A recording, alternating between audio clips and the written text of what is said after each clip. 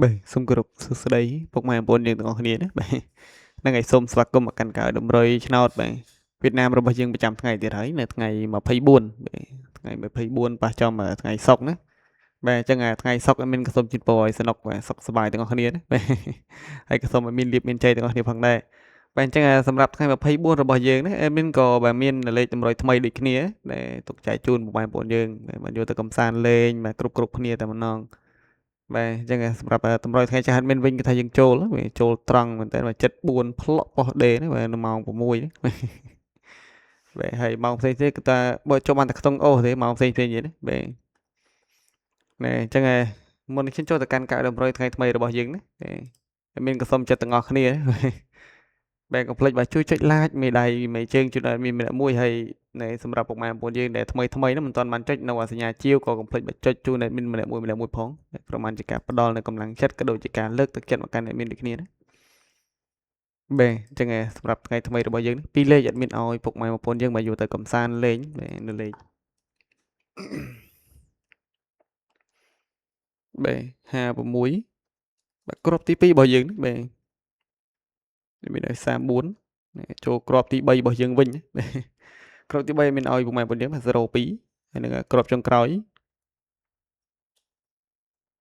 បាទ91ណែបាទអញ្ចឹងសម្រាប់ពីរលេខយកទៅកំសាន្តក៏កុំភ្លេចបាទចាក់គុណត្រឡប់ឬក៏ឡើងមួយលេខចុះមួយលេខផងណាបាទតម្រូវមានឲ្យពិចារណាបើថាញ៉ាំមិនឆ្ងាយទេនៅក្បែរខ្លួននេះបាទបាទអញ្ចឹងជាមួយនឹងអូខ្ទង់យើងវិញបាទមានឲ្យលេងបាទបាទមកគ្រាប់ទៀតមានឲ្យលេង30បាទឆ្លាញ់50ឆ្លាញ់30បាទលេខបានគ្រប់ប៉ុសដូចគ្នាណាបាទណែអញ្ចឹងសម្រាប់3លេខវិញ3លេខគឺថាយើងលេងនៅលេខបាទ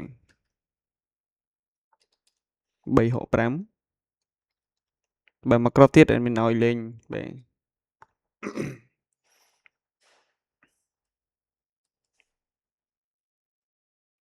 បាទ830ណា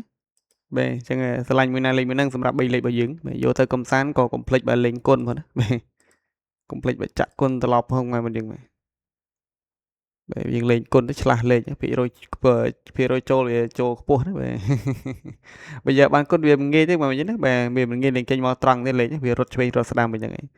ណែអញ្ចឹងសម្រាប់តម្រុយបាទមានគឺមានតែប៉ុណ្ណេះនៅថ្ងៃថ្មីនេះមានក៏សូមជូនពរដល់ពុកម៉ែបងប្អូនយើងទាំងអស់គ្នាដែលបានយកលេខតម្រុយពី Channel របស់មានយកទៅផ្សងសំណាងកំសាន្តក៏សូមឲ្យហេងបានចូលចំទាំងអស់គ្នាណា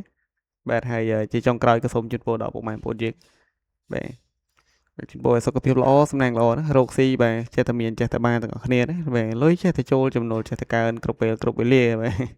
ហើយធ្វើដំណើរទៅទីណាបាទទៅទីណីមិនថាទីចិត្តមិនថាទីឆ្ងាយស្អីទេណាបាទក៏សូមបញ្ជូនតែសុខហើយនឹងសុខភាពទាំងអស់គ្នាបាទតែអញ្ចឹងសម្រាប់តម្រុយថ្ងៃថ្មីរបស់មានក៏បាទមានតែប៉ុណ្ណេះឯងបាទអេមីនក៏សូមជម្រាបលាពុកម៉ែបងប្អូនយើងចាំជួបគ្នាជាមួយនឹងអេមីននៅវីដេអូថ្ងៃស្អែកបន្តទៀតផងដែរណាបាទអេមីនសូមអរគុណបាទសូមគោរពលា